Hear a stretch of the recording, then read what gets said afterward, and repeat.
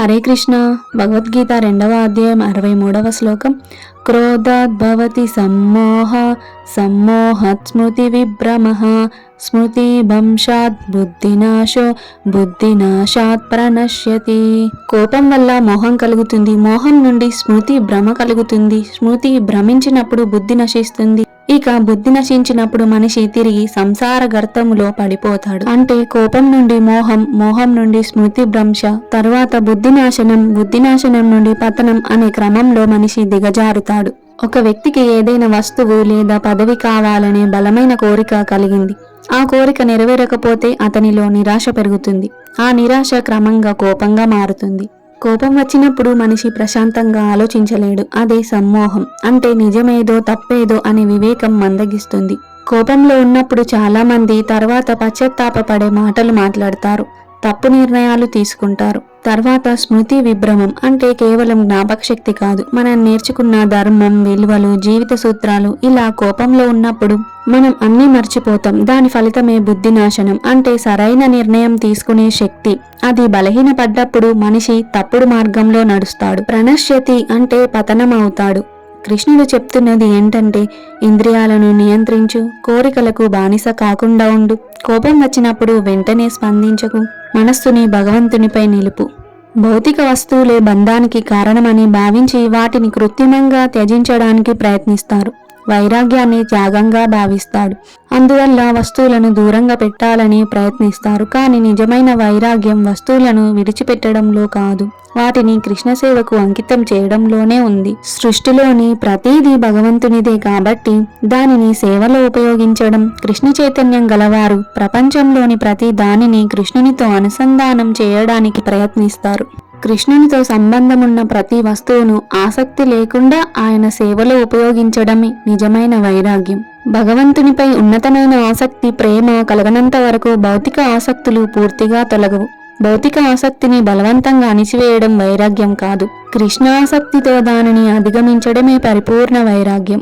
ప్రహ్లాదుడు పరిపూర్ణ వైరాగ్యానికి ఉదాహరణ. ప్రహ్లాదుడు రాజకుమారుడు. రాజ్యం, వైభవం, అధికారమంతా అతని ముందు ఉన్న అతను వాటి పట్ల బంధింపబడలేదు. అతని మనసు ఎల్లప్పుడూ శ్రీహరిపైనే ఉండేది. అందుకే భౌతిక సుఖాలు అతన్ని ఆకర్షించలేకపోయాయి. ఇది భక్తి ద్వారా వచ్చిన సహజ వైరాగ్యం. ఈ శ్లోకానికి భాగవతంలో ఒక భక్తుడి కథ ఉంది. ఈ కథ భక్తి, పాపం, పశ్చాత్తాపం, భగవన్నామ మహిమను తెలియజేసే కథ. అజామిలుడనే బ్రాహ్మణుడు వేదాలు చదివిన మంచి సంస్కారాలు కలిగిన వ్యక్తి. అతని జీవితం ధర్మ మార్గంలో సాగుతుంది. ఒకరోజు తండ్రి ఆజ్ఞతో పూజ కోసం పూలు, ఫలాలు తెచ్చేందుకు అడవికి వెళ్ళాడు. తిరిగి వస్తుండగా ఒక మద్యపాన మత్తులో ఉన్న వ్యక్తి ఒక వేశ్యతో అసభ్యంగా ప్రవర్తిస్తున్న దృశ్యాన్ని చూశాడు. ఆ దృశ్యం అతని మనస్సుని కలుషితం చేసింది. మొదట్లో తన మనస్సుని నియంత్రించడానికి ప్రయత్నించాడు, కానీ అతని ఆసక్తి క్రమంగా ఆ స్త్రీపై మోహంగా మారింది. చివరకు తన భార్యను, తల్లిదండ్రులను వదిలి ఆ వేశ్యతో జీవించడం ప్రారంభించాడు. అజామిలుడు తన బ్రాహ్మణ ధర్మాన్ని పూర్తిగా మరచి కుటుంబాన్ని పోషించడానికి జూదం ఆడేవాడు, దొంగతనాలు, మోసాలు చేసేవాడు. ఇలా అనేక పాపకర్మాలను చేశాడు. అతనికి ఆ స్త్రీ ద్వారా 10 మంది పిల్లలు పుట్టారు. తన చివరి కుమారుడికి నారాయణ అని పేరు పెట్టాడు. ఈ చిన్నవాడిపై అతనికి అత్యంత ప్రేమ.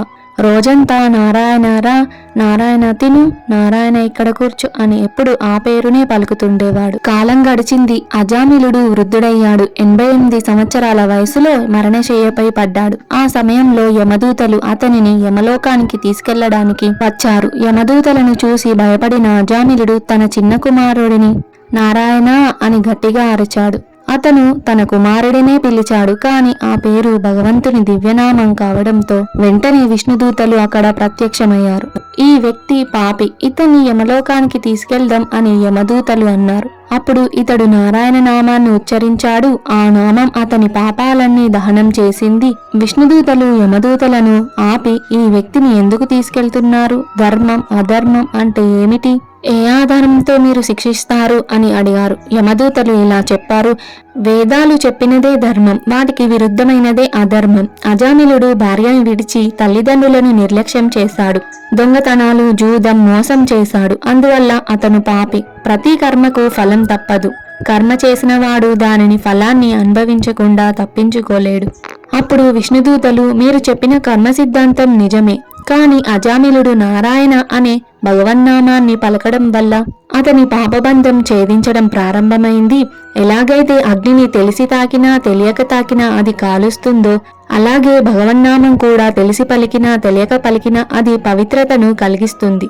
సాధారణ ప్రాయశ్చిత్తం అంటే ఉపవాసాలు, దానం, యజ్ఞం వల్ల పాపఫలం కొంత తగ్గవచ్చు. కానీ పాపం చేయాలనే వాసన మనలో మిగిలి ఉండవచ్చు. కేవలం భగవన్నామం మాత్రమే పాపఫలాన్ని మాత్రమే కాదు, పాప ప్రవృత్తిని కూడా శుద్ధం చేయగలదు.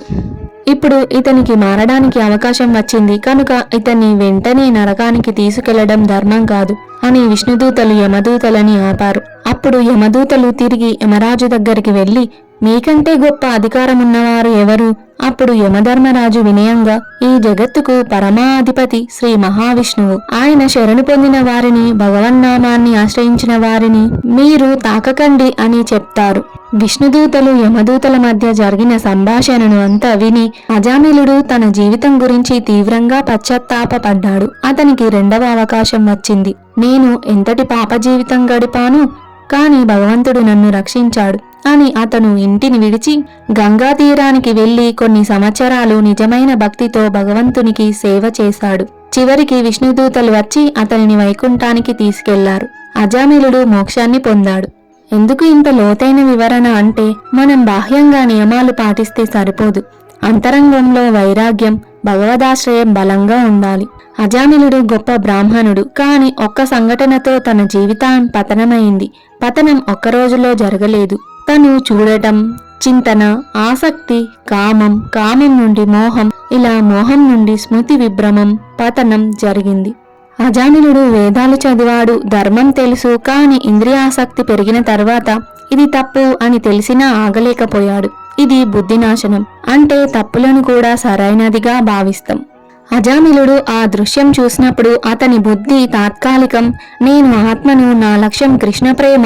కాని ఆ క్షణంలో ఆ స్మృతి పనిచేయలేదు. అక్కడ బుద్ధి బలహీనపడింది. తర్వాత జరిగినవన్నీ దాని ఫలితాలు. ఈ కథ ఉద్దేశం పాపాలు చేస్తూ ఉండండి, చివర్లో నారాయణ అని పలికితే సరిపోతుందని కాదు. ఎంత పతనమైన వ్యక్తి అయినా భగవన్నామం ద్వారా తిరిగి భగవంతుని వైపు మళ్ళవచ్చు అని. అజామిలుడు పూర్తిగా భగవంతుణ్ణి మర్చిపోయినా తన చిన్న కుమారుడికి నారాయణ అనే పేరును ఎందుకు పెట్టాడు అంటే, తన పూర్వ సంస్కారాలు పూర్తిగా నశించలేదు. అతని హృదయంలో ఎక్కడో భక్తి బీజం మిగిలి ఉంది. తన సత్కర్మలు, భక్తి, సంస్కారాలు ఎప్పుడూ వృధా కావు. అందుకే అతను భగవన్నామాన్ని పెట్టాడు. చివరికి అదే అతని రక్షణకు కారణం. మన జీవితంలో ఎప్పుడు ఎలా జరుగుతుందో తెలియకుండానే మనలను ప్రభావితం చేస్తుంది.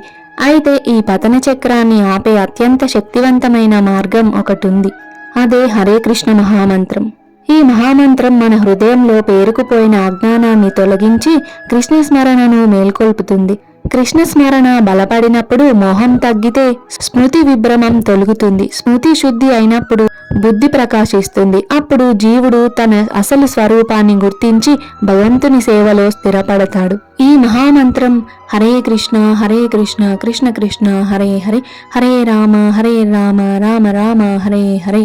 ఈ మంత్రజపం కేవలం ఒక శబ్దం కాదు, ఇది జీవుని పతనం నుండి పరమోన్నత స్థితికి తీసుకువెళ్తుంది.